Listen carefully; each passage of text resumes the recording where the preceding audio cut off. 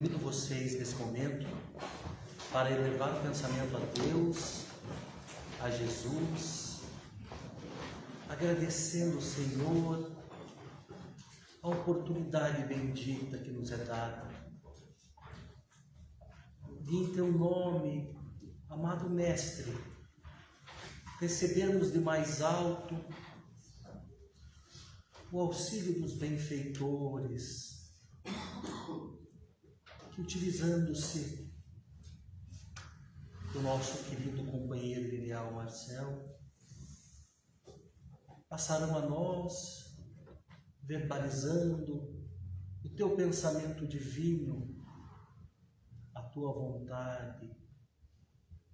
Pedimos, Senhor, que inspire nosso querido amigo, para que traga aos nossos corações saudosos de Ti e necessitados de paz, o lenitivo para essas horas de aflição. Pedimos, Senhor, que os bons espíritos que coordenam os trabalhos desta casa recebam a todos, aliviando os fardos e lhes dando forças que necessitam para a continuidade da jornada. Tua vontade, amado e querido Mestre, se faça hoje e sempre. Que assim seja. Nesta noite, temos o grande prazer de receber o amigo Marcel Mariano, trabalhador há 16 anos da Mansão do Caminho, nascido em Juazeiro. Ele vem trazer para nós um pouquinho da Bahia, que todos nós, pontagrossenses, aprendemos a amar com o nosso Divaldo.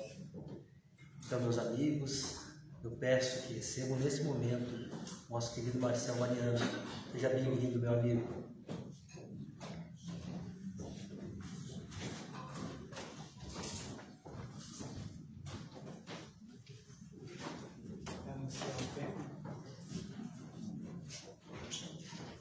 Com o tema da palestra, reencarnação e laços de família.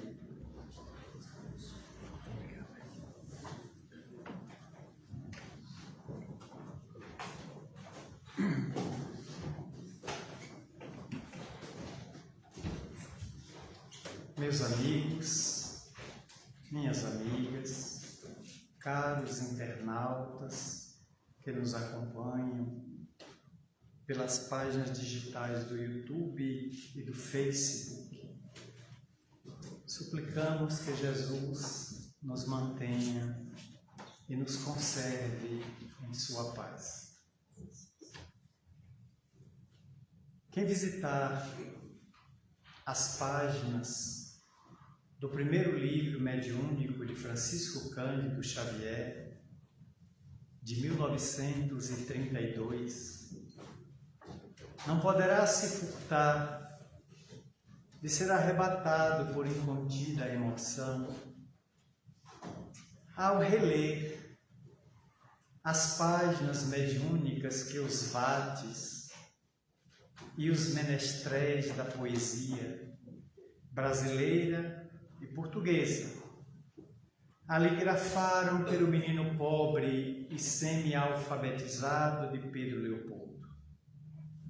Entre eles, avulta-se o poeta dos escravos, que através de espumas flutuantes e navio negreiro, vivendo apenas 24 anos de idade, até ter a tuberculose instalada nos pulmões e ser arrebatado da vida, Antônio Frederico de Castro Alves deixaria cestilhas arrebatadoras, grandiosas, que parecem arrancar o leitor das brumas da terra às culminâncias do reino dos céus.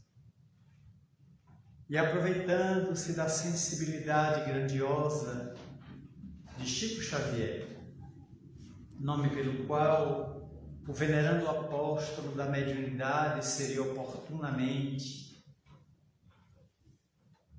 relembrado e situado por uma pesquisa do SBT, que consultou milhares de pessoas por telefone e pela internet, obtendo mais de 120 mil votos. Ele foi considerado o maior brasileiro de todos os tempos, de Cabral até os tempos atuais.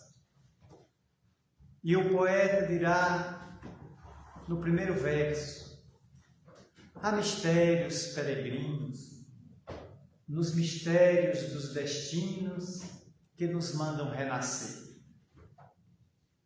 Da luz do Criador nascemos, múltiplas vidas vivemos, para a mesma luz volver.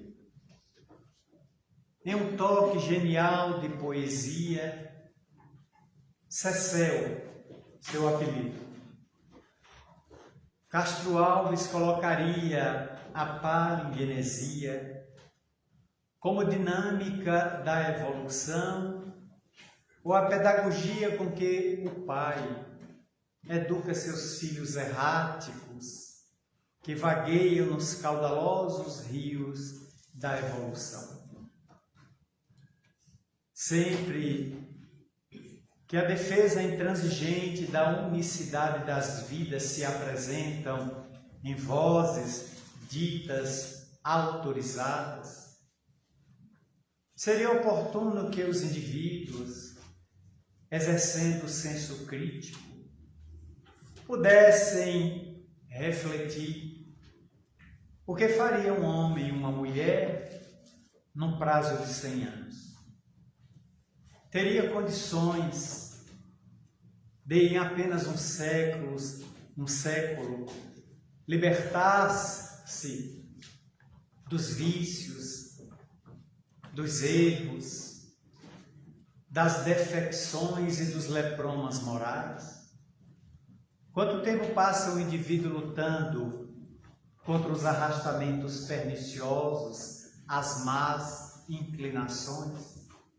Às vezes toda uma vida, para no crepúsculo da existência, o indivíduo declarar aos seus pósteros, familiares e amigos, já no leito de morte, que apesar de lutar contra aquela imperfeição, foi por ela arrebatado.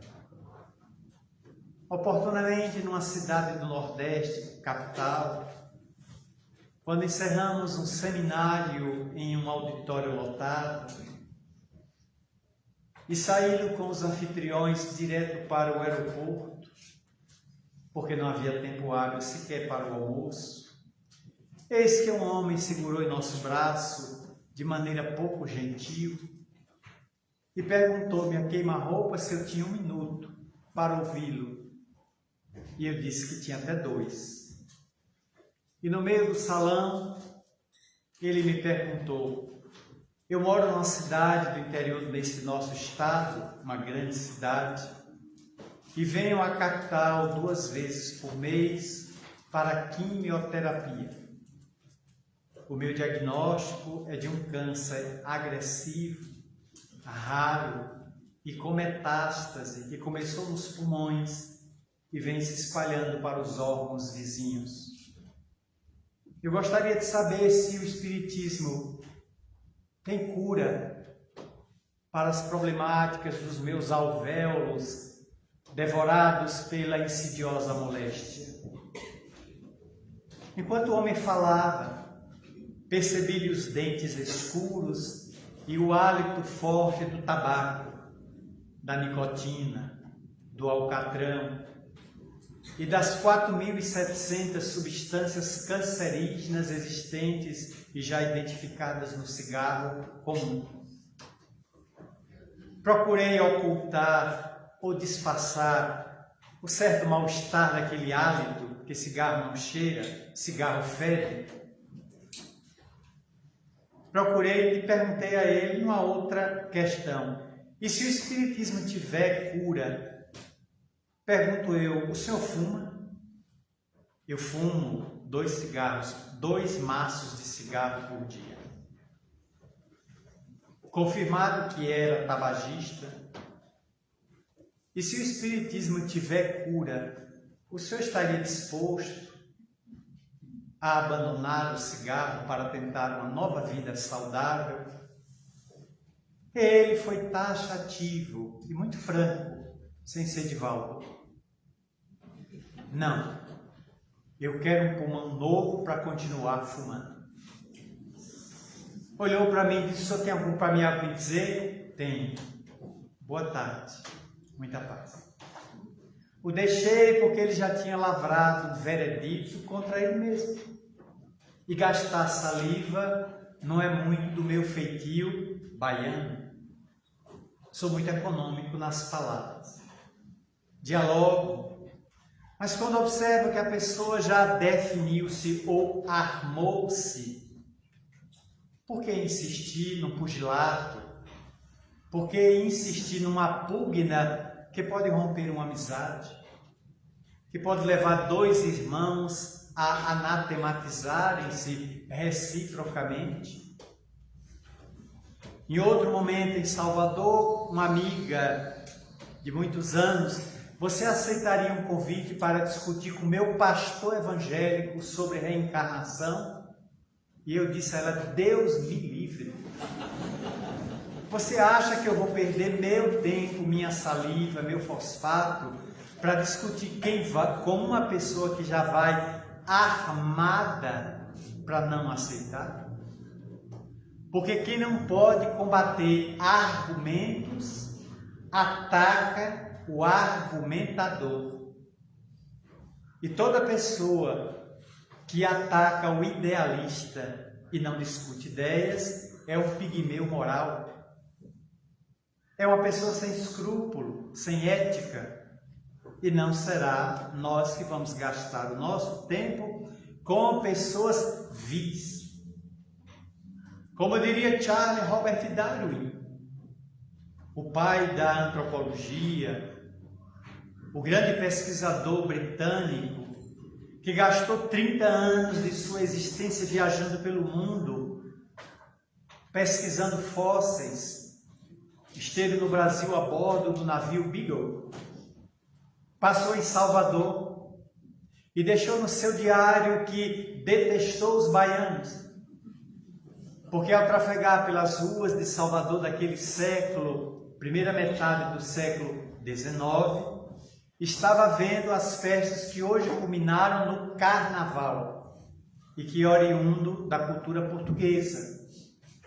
E andando pelas ruas do Pelourinho, o bairro histórico de Salvador, as pessoas tinham o hábito de molharem das janelas quem passava na calçada. Um hábito que eu também cultivei com as tais de seringas. Eram as imensas bobojas de água com uma cápsula na ponta onde havia um furo. Enchíamos de água e molhávamos as caretas, que eram as pessoas vestidas com a mortalha, hoje com outro nome, abadá, porque tudo evolui. Ele, portanto, passando pelas ruas de Salvador, um lorde inglês, com aquela cartola típica de tio Patinhas, vestido de paletó, alguém da janela jogou-lhe água, e aquilo feriu-lhe o brio de britânico, e ele registraria que os baianos têm péssimo hábito de molhar os estrangeiros. É que ele não compreendeu que já eram os primórdios do carnaval. Mas quando ele passou, ele deu sorte. Ivete e Carlinhos Brau já tinham passado naquele dia. Se ele pega, ia ser bem pior.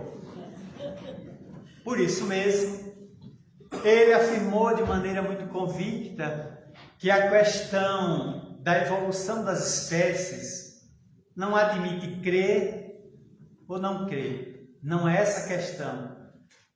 É entender ou não entender. Poderíamos aproveitar esse pensamento de Charles Robert Darwin para igualmente aplicar a reencarnação, porque uma análise histórica demonstrará que ela está presente em quase todos os povos célebres da antiguidade. Com exceção de indígenas, talvez de outras culturas esquecidas e extintas ou mortas, babilônicos, hebreus, egípcios, caldeus, mesopotâmicos, Índia, Paquistão, as culturas do Himalaia, romanos e gregos, todos tinham expressões para figurar a crença nos renascimentos. Quem esteve com Sócrates, 5 séculos antes de Jesus, percebeu que o doutor, o ilustre pensador, pai da filosofia, porque a filosofia passou a ser uma doutrina depois dele, com o caráter ético e com o pensamento psicológico, Sócrates, depois de visitar o Egito, voltou absolutamente convicto da reencarnação e defendeu com unhas e dentes a palingenesia, pali, várias, genesia porque vem de Gênese, vários nascimentos. Mas ele fez uma modificação do pensamento egípcio, que era metempsicose. O espírito voltava também à matéria, mas se fizesse o mal, fosse vil, caviloso, voltaria em corpos disformes, o escaravelho, voltaria no boi ápis, poderia também se reencarnar no crocodilo do Nilo e até mesmo ser a hiena que gargalha no deserto quando encontra uma carniça para comer. Porque a violentaria o processo evolutivo do ser. Porque hoje, à luz da doutrina espírita, na questão 120 do livro dos Espíritos, nós sabemos que o rio não remonta à sua nascente. O Rio São Francisco não volta à Serra da Canastra e o Amazonas não retorna às suas nascentes nas montanhas da Venezuela. O rio busca o mar. Então o espírito também não retrograda. Por isso, ninguém perde uma palestra. Ah, você não foi para a palestra, você perdeu. Não. A expressão é, você deixou de agregar valor. Você deixou de ganhar. Porque ninguém perde. Mesmo o indivíduo que se embrutece numa reencarnação e torna-se um revel, um sicário de muitas vidas, ele não perde os valores de conhecimento intelectuais que tem, e no campo moral ele apenas embrutece o valor que ele tem, porque o indivíduo pode ser muito mal para os outros, mas às vezes é bom para o cachorro, possui um gato que adora, tem uma família pelo qual se desvela, como diria a música de Roberto Carlos, muito cantada por Aguinaldo Timóteo, os brutos também amam.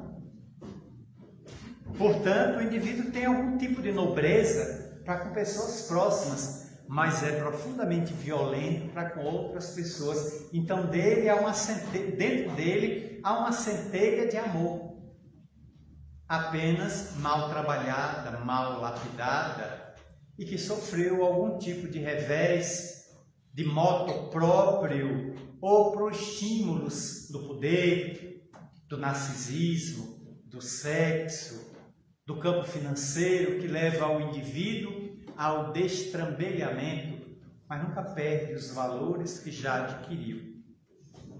Por isso mesmo, as culturas do passado, falando de renascimento, de ressurreição, da roda de Sansara entre os indianos, onde o indivíduo aqui se equivoca e faz um círculo à semelhança de uma roda, um pneu, e volta ao ponto onde deliquiu para resgatar o karma, palavrinha danada que está em nosso movimento, mas não é nossa.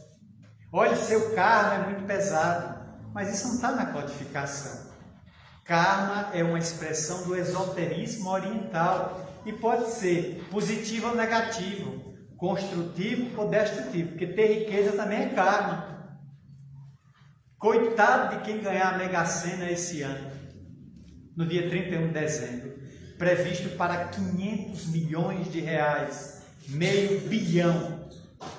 Ao ganhar, e se ganhar sozinho, tadinho dele.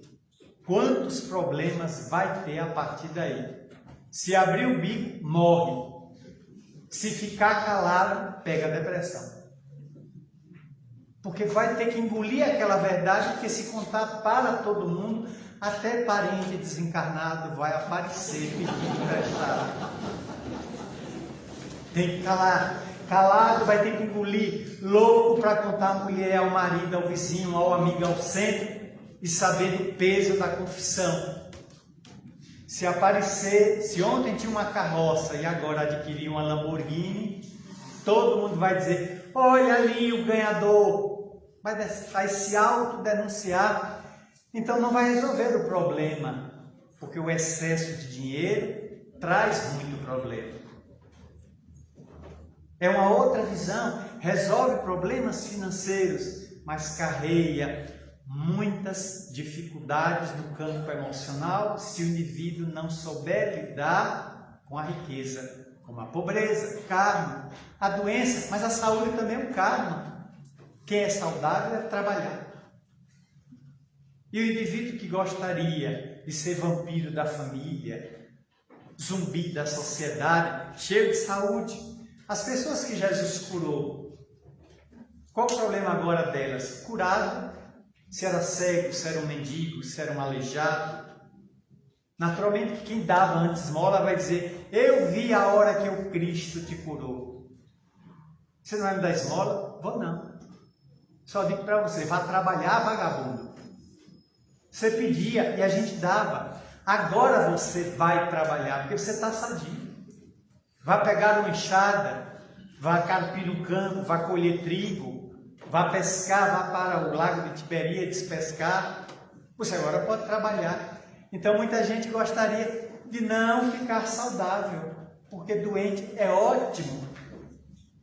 Todo mundo tem pena da gente. Tadinho, estou com tanta dó de sua enfermidade. A pessoa adora pelo processo da vitimização. A reencarnação impacta o indivíduo porque fulmina a culpa, acaba a culpa. Na reencarnação só sobra responsabilidade. Quanto mais reencarna, mais responsabilidade o indivíduo tem, porque avança um degrau a mais, 2, 3 degraus, na linha evolutiva. E à medida que o indivíduo se responsabiliza, é porque ele mais sabe. E quem mais sabe, mais responsável passa a ser. Quanto menos sei, mais determinismo. Como não sei, a lei me dá 4 opções que eu devo cumprir: comer, beber, dormir e procriar.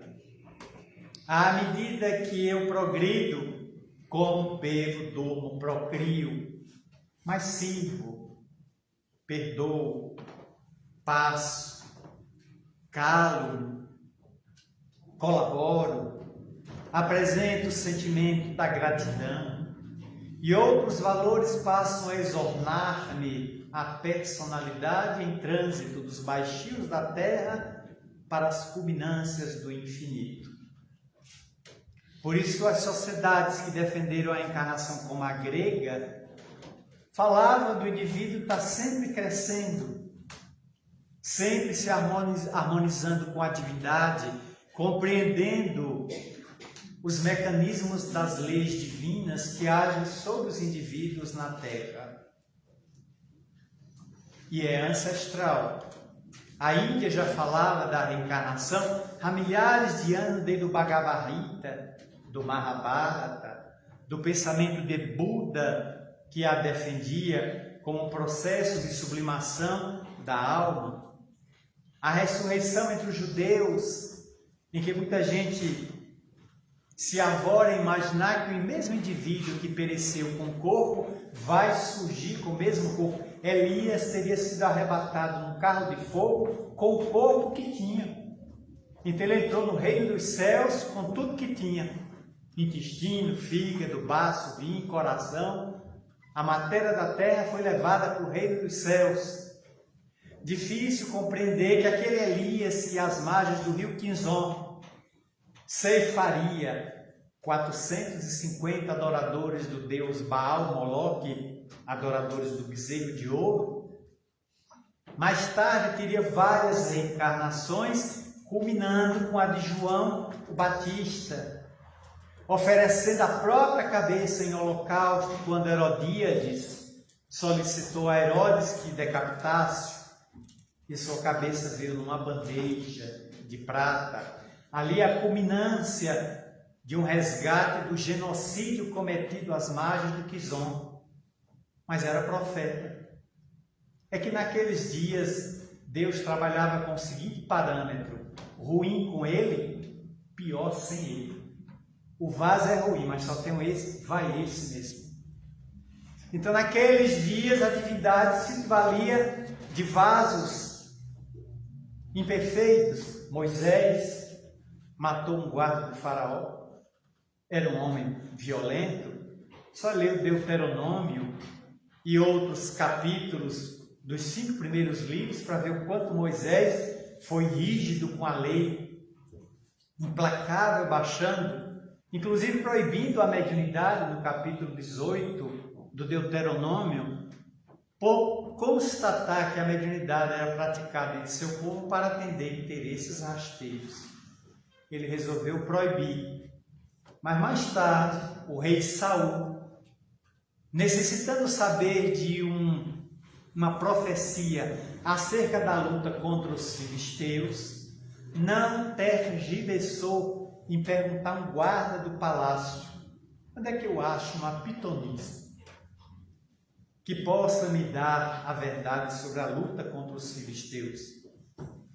E os guardas, que sabiam de tudo, por causa da rádio fofoca, disseram ao rei: Senhor, na cidade de Endor tem uma pitonisa muito boa, que consegue devassar as brumas da morte. Saul então se despe da púrpura, se veste como um plebeu e vai a Endor, a cidade. Ao defrontar a pitonisa, ela realmente demonstrou poderes, porque reconheceu Saul. Rei Saul, por que vens me tentar? Não sabes que é proibido evocar os mortos? Ele se desce para mostrar que é Saul mesmo e diz a ela: mas eu sou o rei, eu dou um salvo-conduto, lhe garanto habeas corpus preventivo. Você não será morto, mas quem pode lhe matar sou eu, ou com ordem minha. O que é que o senhor quer? Eu quero uma entrevista com Samuel, o juiz que me antecedeu. A mulher cai em transe, o ectoplasma se lhe transpira dos orifícios naturais, Samuel se materializa e fica o sucessor. E pergunta sem rebolsos: que queres de mim? Que me evocas do além-túmulo, do além-morte? Eu quero saber como vai ser a guerra amanhã contra os filisteus. Está preparado para ouvir a verdade? E Saul diz: estou, pode falar. Volta e desarma nosso povo. Nosso povo não é de guerra, é povo de paz. A guerra não vai resolver os nossos problemas. Mas eu não posso fazer isso. Se eu voltar e desarmar o povo me retira do poder. Que rei é esse fraco, covarde, que não vai enfrentar os filisteus? Então, para que você me chamou do além para lhe dizer uma verdade que você não aceita? Saul, vou lhe dizer uma coisa: se você insistir nessa guerra, amanhã você e seus filhos estarão no caminho do túmulo. Saul caiu desmaiado, de medo, de pânico. Samuel se dissolve, a médium acorda enquanto o rei desmaiado, mata um cordeiro, prepara uma comida para ele, para sua tropa, alimenta todos. Saul volta, prepara a tropa, enfrenta os filisteus. Segundo dados da história, era 5 filisteus para cada hebreu. Não tinha como ganhar aquela batalha. A sua tenda foi cercada e ele, percebendo que a guerra estava perdida, solicitou um escravo que o matasse. O escravo disse: não posso matar o meu rei. E Saul então espeta uma espada no chão, joga o próprio abdômen na ponta da lâmina e comete suicídio. Quando os filisteus entram na tenda, o rei Saul está morto pela sua própria covardia. A mediunidade foi reabilitada no Tabor e a reencarnação foi proclamada em Números, capítulo 20, quando no primeiro testamento, no primeiro mandamento se diz: eu sou Deus zeloso, não terás outros deuses diante de mim, mas eu sou Deus zeloso que puno a iniquidade dos pais nos filhos na terceira e quarta geração. Eu sou a primeira geração, tenho um filho, meu filho é a segunda. Deus não pode punir meu filho, meu erro, porque o erro é meu. Meu filho produz um neto, me dá um neto. Posso ser ou não neto, se depender, se ele estiver vivo, não posso ser meu neto. Se já tiver morrido, posso voltar já como meu neto. Mas antigamente se voltava já como neto, porque se vivia pouco. A média de vida era 45 anos de idade. Segundo o IBGE, em 1900, 123 anos atrás, a média de vida, a expectativa de vida no Brasil era 47 anos de idade. Portanto, eu estaria falando com um auditório só de defunto. Todo mundo aqui já estaria morto. Não. Agora, qual é a expectativa de vida no Brasil? 74 para o homem, 76 para a mulher. Em 123 anos, praticamente a gente dobrou a expectativa de vida. Água potável, vacinas, serviço médico cada vez melhor, os velhinhos estão vivendo mais, as velhinhas chegando aos 80, 90, e daqui a 30 anos, todo mundo beirando 100, com qualidade. A questão não é chegar aos 100, é chegar com qualidade, enxergando, caminhando, fazendo atividades habituais, se alimentando por si mesmo. E a geriatria e a medicina como um todo estão garantindo isso, que o veículo físico vai chegar a 100 anos com qualidade. Por isso mesmo, Jesus, ou aquele preceito mandamental diz que na quarta geração eu tenho um bisneto, já estarei desencarnado, e volto como filho de meu neto. Então, na quarta geração, mas por que esse menino sofre? Sofre pelo erro do bisavô. É que eu sou meu bisavô reencarnado. Como é lógico isso? Os corpos são apenas embalagem Tetra Pak. O importante é o suco. O suco é que é a essência. O Tetra Pak recebemos na maternidade, devolvemos no cemitério. E falo isso com absoluto conhecimento de causa, porque aos 16 anos de idade, quando começava a adentrar o movimento espírita, ouvi uma dessas caixas de som, esses megafones pendurados em um poste, a chamada rádio comunitária. Aquele megafone preso num poste, e ele dizia: na rua Castro Alves, número 106, está precisando de alguém para o emprego. Você tem interesse? Eu ouvi, desci onde estava caminhando numa rua, tomei a rua Castro Alves, quando cheguei na esquina, uma funerária. Entrei, fui até a moça e disse: eu vi um anúncio, estamos precisando de um rapaz. Você tem bicicleta? Eu digo: tenho. Muito bem. A funerária paga qualquer conceito na bicicleta. Qual é o serviço? Não é aqui dentro. Você vai para a rua, percorrer os bairros para fazer cobranças de plano funerário. Quem fez plano, paga o carnê. E tem gente que vai abrir um novo carnê, um novo plano. Você vai vender planos e cobrar de quem já fez. Apresentei-me no dia seguinte. Peguei as fichas de um certo bairro, coloquei em ordem sequencial, Rua 1, Rua 2, Rua 3, para não ter que voltar. Eu ia fazendo um zigue-zague até sair na Rua 10, voltava com os valores, apresentava e não tinha salário, era comissão. Quanto mais eu cobrasse durante o dia, eu ganharia 20% de tudo que cobrasse à noite. Seria o equivalente hoje, cobrei R$100, 20 é seu, 80 da funerária. Eu ia então de porta em porta. Fulano, pois não? Eu sou da funerária Cristo Rei.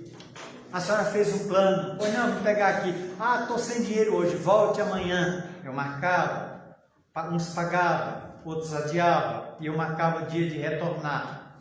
Olha, minha vizinha está querendo fazer um plano funerário. E eu ia lá na vizinha. Quais são os planos? Digo A, B e C. A, caixão de madeira, de primeira. B, popular. E C, pobre. E quanto é na época? Quase 40 anos atrás, os valores eram na moeda cruzeiro, cruzeiro real, cruzeiro, cruzado novo, algo assim, cruzeiro. E ela disse, e tem alguma promoção? Eu digo, tem, caixão a prazo, morte à vista. Vendi horrores. Em um ano vendendo caixão de porta em porta, nunca tive uma reclamação. É um produto que é tira e queda, o cliente fica 100% satisfeito. Nunca tive uma reclamação no Procon. Produto de primeira. Depois de um ano, fui fazer uma outra coisa. E assim, vários pequenos empregos foram me mantendo naquela adolescência, com dinheirinho para comprar as despesas típicas de um rapaz sonhador. Então eu percebi como as pessoas lidavam com a morte. Até o dia que entrei no terreiro de Candomblé. Era a senhora do terreiro que tinha comprado. Ela me pagou e olhou para mim tão jovem, 17 anos de idade. Mas meu filho, não é a maior certeza que a gente tem? E disse, a maior certeza é que vamos morrer. E é bom já comprar o caixão a prazo. Pago ainda em vida, quando precisar, a funerária manda, do que ter uma despesa inesperada na hora que bater as botas e cair no meio da rua. Ele disse, a senhora tem lógica. Eu olhei aquelas bandeirolas, mas o que é isso aqui? Isso aqui é um terreiro de Candomblé. Nós temos aqui sessões e cultos, cerca de 2 a 3 vezes por semana. Ele disse, eu nunca entrei no terreiro, não sei nem como é que funciona, era muito ignorante na época. E aí ela me explicou um pouco, eu saí, vi as imagens dos orixás, eu achei bonito aquelas imagens ali de Oxóssi, de Xangô, de Nanã, né? E de outros orixás típicos. Saí dali, foi meu primeiro contato com a nova doutrina de matriz africana. E sempre que examino o Velho Testamento e posso encontrar, eu noto que já está embutido ali a reencarnação. Porque no neto, no bisneto, no trineto, aquele primeiro parente volta a se reencarnar para o resgate necessário. Por isso mesmo, a reencarnação se transforma numa pedagogia educativa, permitindo ao espírito reabilitar-se de seus equívocos e avançar para a conquista de novos valores que vão iluminar-lhe a trajetória em direção ao infinito. As culturas do passado dela falaram dentro do contexto religioso, dentro dos parâmetros da teologia, do sacerdócio fechado, sem que a massa tivesse acesso. Até que dentro da cultura do Império Romano, a figura de Justiniano, ali por volta de 550, casado com uma grande meretriz, que era Teodora, tinha feito parte de um bordel em Constantinopla, mas tinha uma beleza física que fascinou o imperador, que a retirou do meretrício e a tornou imperatriz do decadente Império Romano do Oriente, do Ocidente capital em Roma. E Teodora, agora senhora do império ao lado do marido, desejando apagar o seu passado, chamou 2 generais, seu marido, Belisário e Narcés, e mandou exterminar 500 prostitutas de Constantinopla. Suas ex-companheiras de bordel, ela mandou matar 500. E por esse crime a sociedade que grava disse a ela, tu vais pagar isso em outra reencarnação, Teodora. esse genocídio tu pagarás. Ela, sabendo que a reencarnação fazia parte do cristianismo primitivo, já era o ano 550 de nossa era, ela então chamou o marido e disse: temos que tirar a reencarnação da cultura cristã. E o marido, que a amava muito, atendeu-lhe o apelo, mas Teodora desencarnou antes disso. E ele, já viúvo, mandou convocar todos os bispos que representavam aquela igreja nascente, que mais tarde ia ser a católica apostólica romana, e para um concílio que se chamou Concílio de Constantinopla, e o imperador teria dito a todos os bispos, 72 bispos que vieram de várias regiões da Europa e da Ásia: exijo que a reencarnação seja considerada uma doutrina herética. Portanto, façam um sínodo e votem pela heresia. Quem discordar vai encontrar minha mulher do além. Como se vê, uma proposta muito fraterna. E dos 72 votos, parece que houve 73 votos, para ver como a eleição foi límpida. 72 votos, apareceu 73 para garantir a lisura do pleito. Eu não sei se usaram urna eletrônica ou foi voto de papel. Esse detalhe eu não peguei. E detalhe eu deixo para Roberto e Erasmo Carlos. Eu sei que a heresia, a reencarnação tornou-se uma heresia. Quem comentasse sobre a reencarnação era punido. Daí vem o afastamento do pensamento cristão da doutrina reencarnatória, que era defendida na escola neoplatônica de Alexandria, no Egito. Jâmblico, Porfírio, Orígenes, Próculos e outros pensadores daquela notável escola que ali vicejou defendiam a reencarnação porque eles eram sucedâneos de Sócrates e do pensamento platônico, que era reencarnacionista. Mas um bispo fanático tocou fogo naquela biblioteca de Alexandria, que no auge guardava 600 mil rolos de papiros com a cultura disponível na época. Seria hoje equivalente você tocar fogo à Biblioteca Nacional do Rio, queimar os 2 milhões de livros que estão lá, ou queimar a biblioteca do Senado dos Estados Unidos, na Avenida Pensilvânia em Washington, que guarda 25 mil livros de toda a terra. É você pegar a cultura toda e tocar fogo. Esse bispo fanático tocou fogo em tudo. E a cultura praticamente desapareceu para a humanidade penetrar a grande noite medieval, onde o homem se afastou das cidades e foi para o campo viver nos feudos. E a religião tornou-se intolerante, sectarista, demonstrando que o indivíduo estava sob interferência diabólica. Esse período que Jesus vai preparar a reencarnação de missionários que descem à terra para iluminar a grande noite medieva, Francisco de Assis, Teresa de Ávila e outros, até preparar o renascimento, quando vultos da velha Grécia e da velha Roma se reencarnam na Europa com outros nomes. Aí nós temos Leonardo da Vinci, Tintoretto, Botticelli, Miguel Ângelo e outros grandes vultos da estatuária, da escrita, da poesia, da filosofia, reencarnam-se provocando o renascimento. E dentro da igreja surge a primeira contestação, Martinho Lutero. O monge agostiniano contesta a sua igreja a partir de 1515 aproximadamente, até 1518. Ele se insubordina contra uma igreja rica, onde na opulência anticristã do Vaticano, o Papa vivia no luxo que contrastava com a miséria dos arredores de Roma. Martinho Lutero nunca quis criar uma igreja que contestasse a Igreja Católica. Ele sempre quis uma reforma de sua igreja, para que ela voltasse aos cânones da igreja cristã primitiva. Não conseguiu. Foi excomungado, tocou fogo no decreto da excomunhão, traduziu a Bíblia do latim para o alemão, Gutenberg imprimiu. Começa um período de descobrimento, viagens náuticas, Cabral vem ao Brasil, Colombo antes vem à América, o mundo se alarga, os horizontes se abrem, os indígenas são descobertos, eles não têm a religião típica do europeu.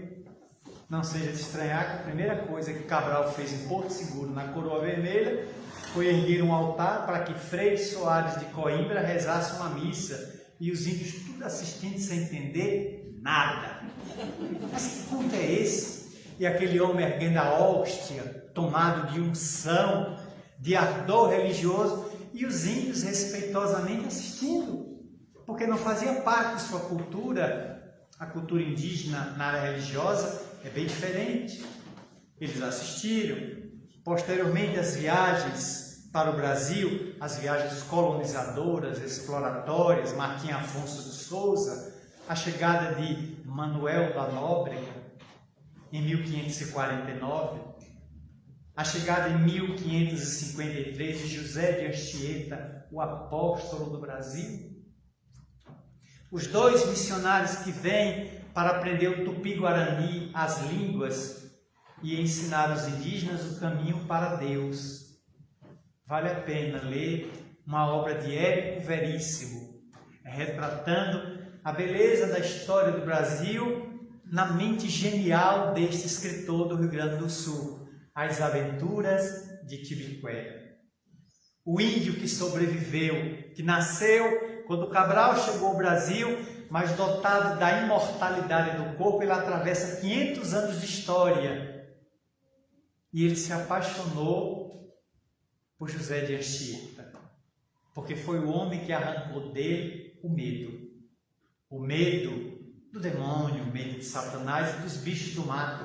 O caiapó, a anhanguera, a anhangá, o curupira, o boitatá. Aqueles monstros que ele acreditava, Anchieta tirou dando-lhe uma cruz, que ele colocou no peito, entrou no mato e gritou por essas entidades indígenas, e nenhuma delas apareceu, e ele então se vinculou profundamente de coração a Anchieta.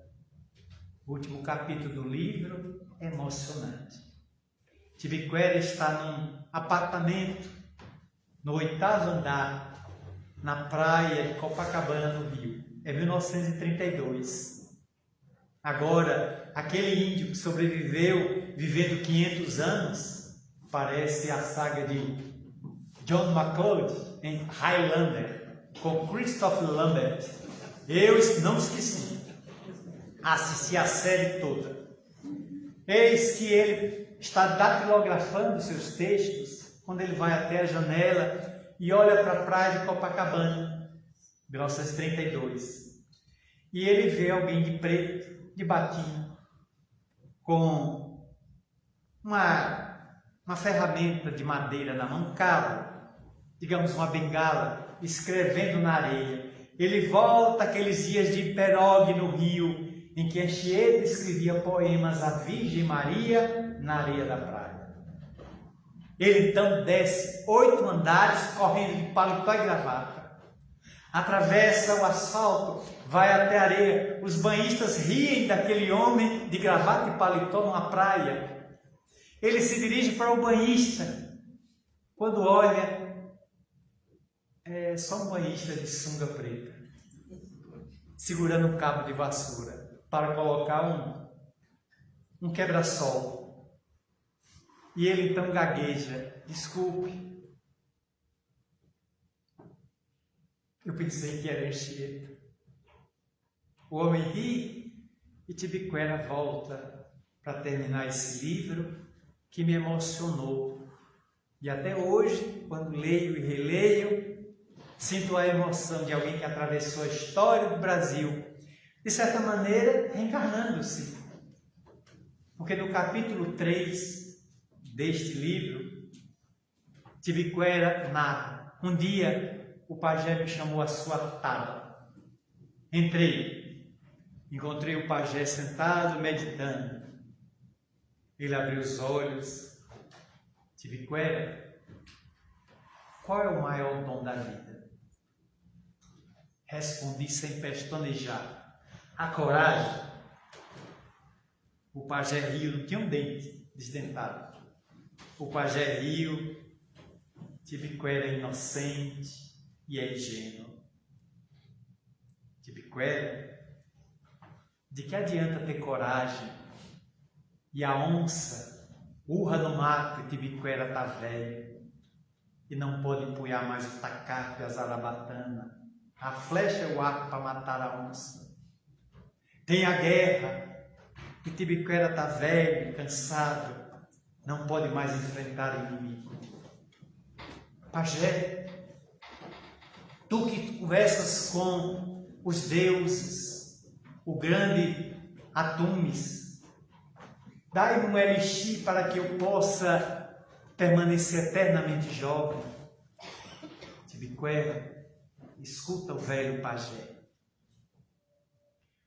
O espírito é sempre o mesmo, mas o corpo se renova. Olha o princípio da reencarnação nesse livro. Você um dia vai olhar seu filho dormindo na rede e vai se enxergar nele.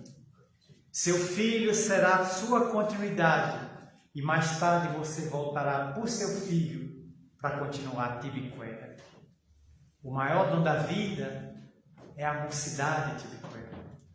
Não a mocidade do corpo, a mocidade da alma. Um espírito sempre jovem vence a morte, vence o tempo e se vê sempre perpetuado no filho, no neto, no bisneto. Ele conclui, o pajé falou até alta madrugada. Eu não entendi bem o que o pajé disse. Era muita filosofia para minha cabeça. Mas quando eu voltei para minha taba, eu contemplei meu filho dormindo na rede e me enxerguei nele, como sendo minha continuidade. A reencarnação, portanto, que a doutrina espírita resgatou na segunda metade do século XIX, a partir das questões 330 do Livro dos Espíritos, numa abordagem profunda, demonstrando a nossa necessidade de sairmos do atraso e do primitivismo através da reencarnação, hoje responde no campo da ciência com o nome de metossomatose. E inúmeros pesquisadores modernos, contemporâneos, do quilate de Ramendra Nath Banerjee, da Universidade de Rajasthan, na Índia, Dr. Ian Stevenson, psiquiatra americano, que escreveu 20 casos sugestivos de reencarnação. No Brasil, Dr. Hernani Guimarães Andrade, reencarnação no Brasil, onde ele colocaria 5 casos acompanhados pelo Instituto de Pesquisas Psicobiofísicas do Brasil, do qual ele foi um dos fundadores e presidentes. Um dos maiores pesquisadores do mundo em poltergeist, em pirofasia, pirogenia e reencarnação, Hernani Guimarães Andrade, demonstrando a possibilidade da reencarnação. E tamanha quantidade de dados, de informações, de indícios, de comprovações, que a questão é aquela de Charles Robert Darwin. A questão não é crer ou não crer, é entender ou não entender a reencarnação. É lei da vida, e na Terra só há um processo de evolução, não tem outro. Ou reencarna, ou estaciona, ou fica estagnado. É a única ferramenta que temos na Terra. Não sei se em outros mundos tem outros mecanismos, mas para nós na Terra só tem esse. Ou reencarna, ou não sai dos estágios primitivos e se torna refém da hediondez, dos erros clamorosos do passado. Por isso mesmo, Emmanuel, a entidade veneranda cuja frase ensina-nos aqui esta parede, convidando-nos a profundas reflexões, escreveu 5 romances retratando suas existências. No primeiro, ele se refere ao próprio avô, Sura Lentulus, e 100 anos depois, o neto, Públio Lentulus Cornélius, senador que existiu historicamente. Tem uma carta dele no Museu de Milão, na Itália, retratando a face de Jesus, porque ele conheceu pessoalmente Jesus, conforme está no capítulo 5, página 86. Depois, Nestório, 50 anos depois da sua morte na erupção do Vesúvio, com a filha e o genro, não vive muito, logo é sacrificado com outro filho, Ciro, retornam ao além. Mais tarde, Basílio, o concertador de violinos, em Ave Cristo, o drama de Tassiano. Está ali ele novamente, resgatando agora, concertando instrumentos musicais. E mais tarde, o padre Damiano, em Ávila, na Espanha, aquele que era o confessor do anjo Alcione, que de Sírios retorna à terra para socorrer, pelo seu infinito amor, aquela sua alma gêmea Pollux, Carlos Clanagan. Os mistérios da reencarnação, a necessidade de volvermos aos círculos familiares, a constelação familiar, no dizer de Joana de Ângeles, para reencontrar afetos e desafetos, a fim de aplanarmos dificuldades, apertarmos laços de ternura com aqueles a quem amamos e também nos estimam, ou reencontrarmos aquelas pessoas que têm dificuldade de estarem conosco porque tem algum senão do passado. Quem de nós não tem na família uma ovelha negra, um patinho feio, se não seja nós mesmos? Como se estivéssemos num ambiente familiar estranho, alienígena. Eu gostaria de estar naquela família de minha tia, lá todo mundo me aceita, todo mundo gosta de mim, mas nasci nessa. Aqui é anátema, é ojeriza, é luta, é rivalidade, é aspereza, mas lá quando eu vou, todo mundo me acolhe. É porque aquela família era nossa. Mas por necessidade evolutiva, reencarnamos em meio às famílias da dificuldade para os resgates necessários. Só assim vamos construindo a família espiritual, que no além se afiniza pelos sentimentos, pela brandura, reconhece os equívocos, estabelecem novas propostas de renascimento na Terra para os resgates necessários. Ninguém ignora que atravessamos os dias tormentosos da grande transição planetária. Por toda parte, inquietações, aflições, dores, amarguras, guerras. O que levaria Castro Alves mais uma vez a dizer, em outro poema, por outro médium, certa noite proclamou um dos líderes do umbral: espalhemos pela terra nosso fogo sexual, que ele queime mais que a guerra, deixe em cinzas a Inglaterra, o sexo nos dará a terra, avante, ó forças do mal.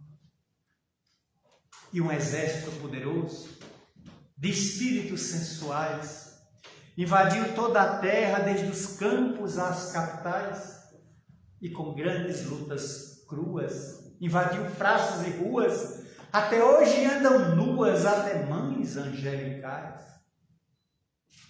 Espíritas, companheiros, cuidado com a obsessão, vejam nas trevas 1000 olhos, mestres da fascinação, amparai-vos na grande luz, convertei-vos à grande cruz, fazei com os céus união.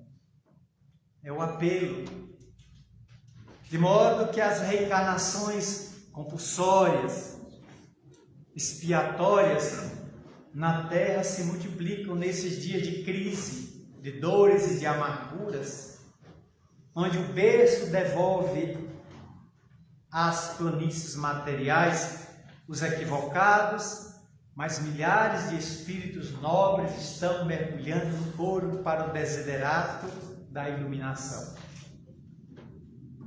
Me encontrava numa cidade do interior da Bahia, participando da Semana Espírita.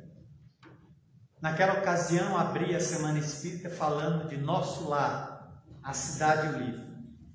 Terminada a exposição, salão com o eixo lotado, desci para conversar com algumas pessoas que formaram uma fila, até que me chegou uma moça de aproximadamente 36 anos de idade. E ela disse: eu sou casada há 9 anos e eu e meu marido já fizemos de tudo para eu engravidar e termos nosso primeiro filho ou filha. Até agora, seu Mariano, nada. Eu já não sei mais o que fazer. 36 anos, casei, portanto, com 27, estou com 36, estou envelhecendo, ele também. Não sei se até os 40 terei condições de ser mãe, e é uma frustração. Eu olhei para ela e perguntei: vocês dois já fizeram todos os exames? Tudo que o senhor pensar. Salvador, Rio, São Paulo. Fomos aos maiores geneticistas, exames. Ele tem um semi-espermatozoide normal, minha ovulação é normal, mas o espermatozoide dele está brigado com o meu óvulo. Os dois não se encontram. O que é que eu faço? Enquanto ela falava, uma amiga espiritual se aproximou de mim. Diga a ela que escreva para um centro espírita que fica no Rio de Janeiro e que é muito afamado pelas curas que realiza através de cartas, e que escreva para lá. Ela tem uma disfunção do perispírito, oriunda de um aborto cometido em existência transata, mas a dívida está sendo resgatada e ela vai ser mãe. Mas ela precisa de uma pequena cirurgia espiritual. Aí eu digo: vocês conhecem esse centro espírita que fica no bairro de Botafogo, no Rio? Nunca ouvi falar. Entra na internet, pega o endereço, escreva uma carta para lá pedindo ajuda, não coloque exames dentro do envelope. Do envelope, coloque um outro envelope já selado para a resposta deles. Só isso. Só diga que tem um problema e qual é o problema. Só. E eles vão lhe responder. Eles vão fazer uma cirurgia com médicos do espaço e a senhora será mãe. A moça começou a chorar. Mas eu dizia o que o amigo espiritual estava mandando dizer a ela. Aí ela se afastou, virou as costas, começou a caminhar, e eu fui acompanhando ela desaparecer na porta, e a benfeitora me disse: ela vai ser mãe, e o espírito de Sírios vai reencarnar-se por ela no interior da Bahia. Uma das entidades mais nobres da constelação de Sírios vai ser o primeiro filho dela. E ela vai trazer um missionário de alto quilate aqui nesta cidade, onde ela será mãe. Nunca mais tive contato com essa moça. Nem sequer conheci o marido dela, mas a semeadura está feita.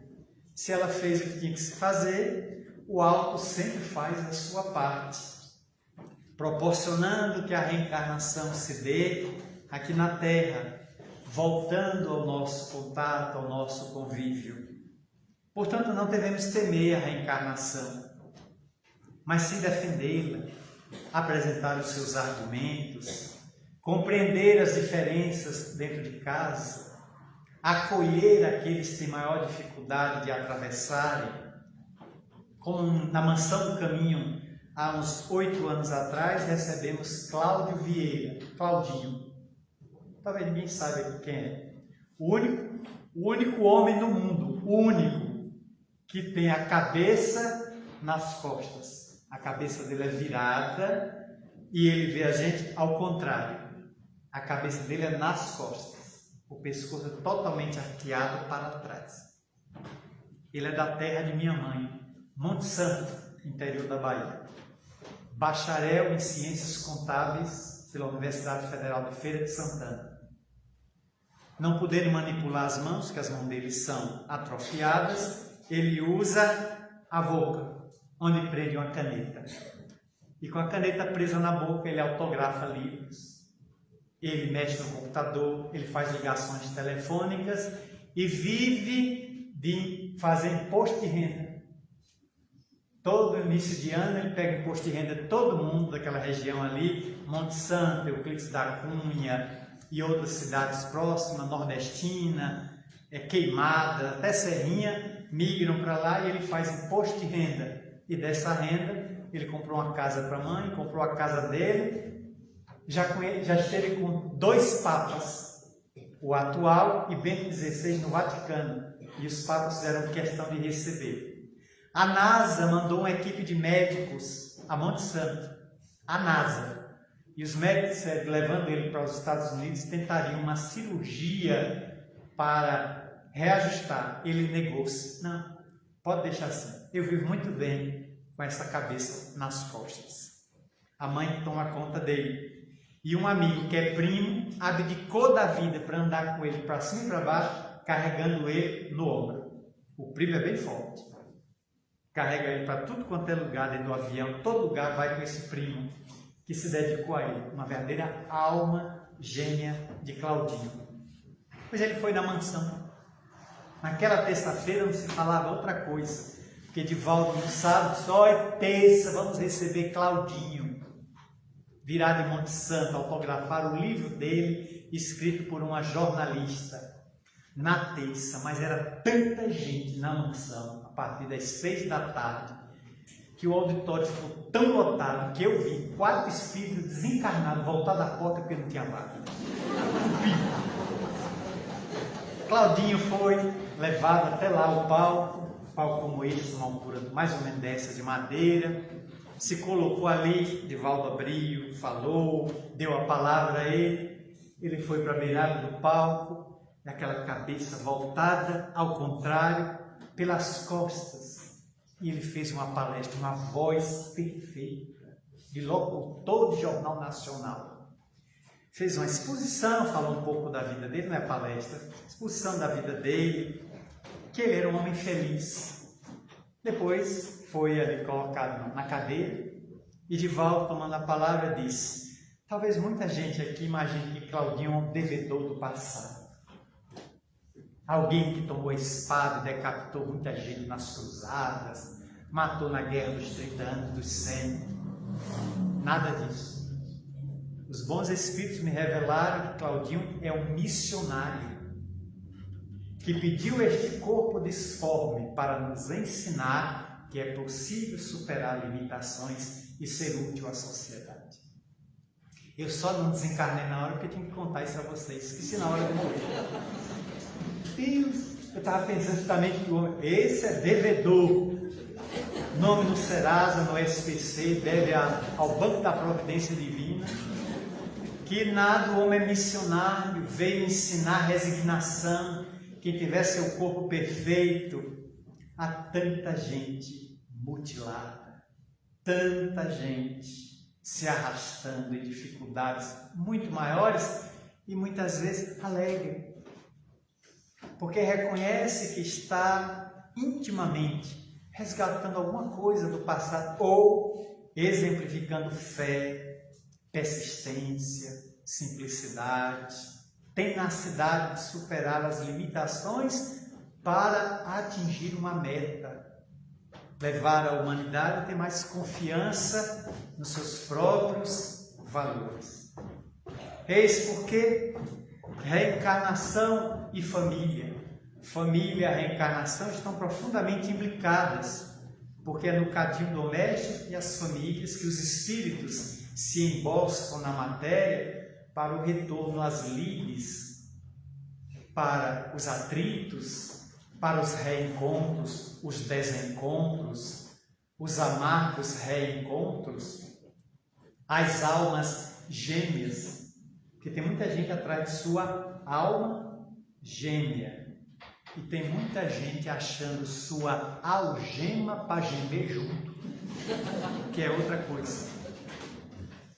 E muitas vezes, ao construir o cadinho, as dificuldades estão ali, se apresentam como exercícios de paciência, onde avô e avó voltam amando mais os netos do que os filhos. E quando partem da terra, deixam fortunas para o neto. E às vezes isso para o filho é que está devolvendo para o neto que dilapidou no passado, em inúmeras circunstâncias. Porque a divindade inclui na dívida juros e correção monetária. Eu tenho que devolver mais do que retirei da pessoa. No tempo é calculado. E eu devolvo um patrimônio muito maior, mas volto reabilitado para o além. Por isso mesmo, a reencarnação é uma bênção. E o Espiritismo aprova por todos esses cientistas, Patrick Drold, Gina Tcherminara, Elizabeth Kübler-Ross, a criadora da tanatologia, a ciência que investiga a morte, e tantos outros pesquisadores que têm demonstrado através da TVP, Terapia a Vivências Passadas, como Edith Fiore, que apesar de ser protestante, ela é metodista, ela vindo a São Paulo há mais de 30 anos para o encontro de psiquiatras, ela é psiquiatra americana, Dr. André Luiz Peixinho da Bahia estava nesse congresso há 30 anos e teve um encontro com Edith Fiore e perguntou a ela: a senhora é metodista, portanto evangélica, e a senhora na sua conferência defendeu a reencarnação? Como isso é possível? Ela disse: doutor André, eu fui vencida pelos fatos. E contra fatos não há argumento. Eu fiz regressão de memória de vários pacientes, inúmeros. E eles falaram idiomas que desconheciam, me deram dados de países onde viveram na Europa ou na Ásia, e eu não me limitei a olhar na TV ou ler livros. Eu fui a esses países com os dados e confirmei que aquela personalidade anterior havia vivido ali e ali morrido. E era agora reencarnada em Nova York, como meu paciente. Brian Weiss, muitas vidas, muitos mestres. As 87 reencarnações de sua paciente Catherine, um psiquiatra que não aceitava nada. Até um colega dizer: Brian, quebra esse preconceito, vá tomar um curso de TVP. Ele foi, tomou um curso, aprendeu a técnica e ao fazer, libertou Caterine de uma fobia que ela tinha. Mas viajou por 87 reencarnações daquela moça, do antigo Egito dos faraós até a Nova York dos anos 80, sua aluna numa universidade. Quando ele publicou o livro, abalou a opinião pública norte-americana e inúmeros amigos deixaram de conversar com ele e o expulsaram de sociedades, porque ele aderiu àquilo que boa parte da ciência dita sem alma rejeita: a reencarnação, a comunicabilidade da alma. Há muitos anos esteve no Brasil o padre Pierre Braille. É um padre francês que se rendeu à transcomunicação instrumental. Criou equipamentos em sua própria paróquia, começou a tentar contato com os espíritos por equipamentos e numa bela noite a mãe dele, já falecida, apareceu. Pierre, sou eu, sua mãe. Ele tem a imagem, comprovou que era a mãe. Ele veio ao Brasil a convite do pesquisador de Feira de Santana, Clóvis de Souza Nunes, e só fez palestra em centro espírita. O padre percorreu o Brasil todo fazendo palestras, semanas espíritas, jornadas e congressos, até a CNBB considerar ele persona não grata e pedir a ele para sair do país. Um padre espírita é quase como dizer Satanás pregando quaresma. Vinculado à igreja, só está no centro espírita. Quando eu estive na Paraíba, alguns anos atrás, conversando com o nosso companheiro Severino Celestino, o grande tradutor, ele me mostrou o folder da casa espírita dele em João Pessoa. Eu olhei o folder da Semana Espírita, lá embaixo, numa quarta-feira, palestrante, arcebispo da Paraíba, Dom Aldo Pagoto. Severino? Esse for o dinheiro da sua casa? Entra. Na quarta-feira, o arcebispo da Paraíba vai ser o palestrante. Vai. Porque Dom Aldo Pagotto é espírita. Ele era uma palestra que eu não queria perder. Só porque eu não estava lá, não pude ver. Dom Aldo Pagotto já está no mundo espiritual. Mas era um homem notável. Prefaciou 2 livros de Severino. Até o Papa Bento XVI mandar chamar em Roma e perguntar: o senhor prefaciou o livro de Espírito? 2, não só não. Santidade, foram 2. E o senhor não acha isso uma afronta à Igreja Católica? Não. Só o senhor ler Concílio Vaticano II, de 59, 58 a 63. O Papa João XXIII pede que a Igreja dialogue com as outras doutrinas religiosas. Eu só fiz uma ponte. O cristianismo é o mesmo. Bento XVI olhou para ele e disse: pega o primeiro avião e volta para o Brasil. Esqueça que você teve em Roma. E Dom Aldo Pagotto voltou e continuou aí fazendo palestra em casas espíritas. É a reencarnação, demonstrando que uma turma da igreja está vindo com ideias abertas. Eles estão vindo com ideias que admitem os nossos princípios, mas estão dentro da igreja. É bom que fiquem lá, semeando os nossos princípios, porque no dizer de Viana de Carvalho, o Espiritismo não será a religião do futuro, mas será o futuro das religiões.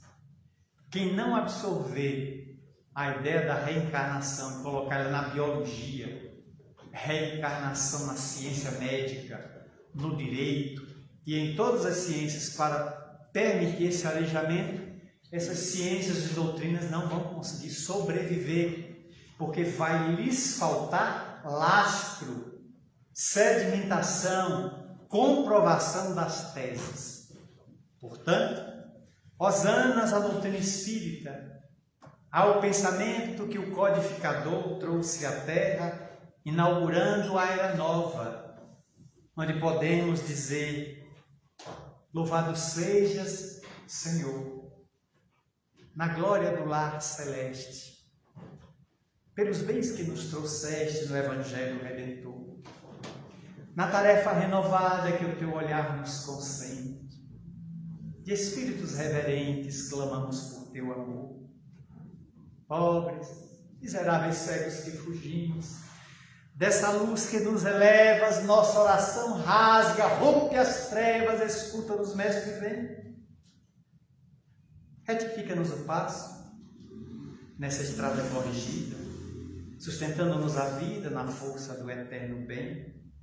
Dai-nos, Senhor, tuas bênçãos, que nos consola, que nos levanta, que a tua doutrina santa vibre pura e vive em nós.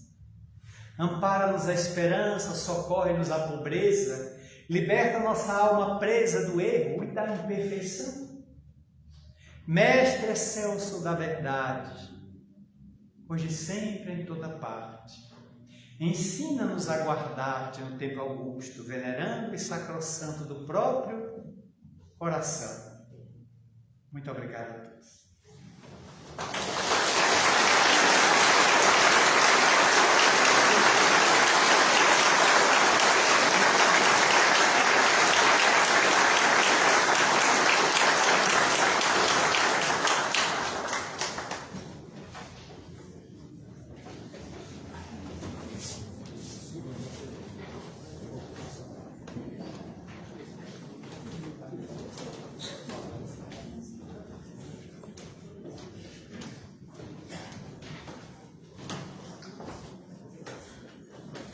Profundamente agradecidos ao nosso irmão Marcel Mariano por tanta beleza, esta aula novidade de história, de poesia, essa demonstração da reencarnação e do amor.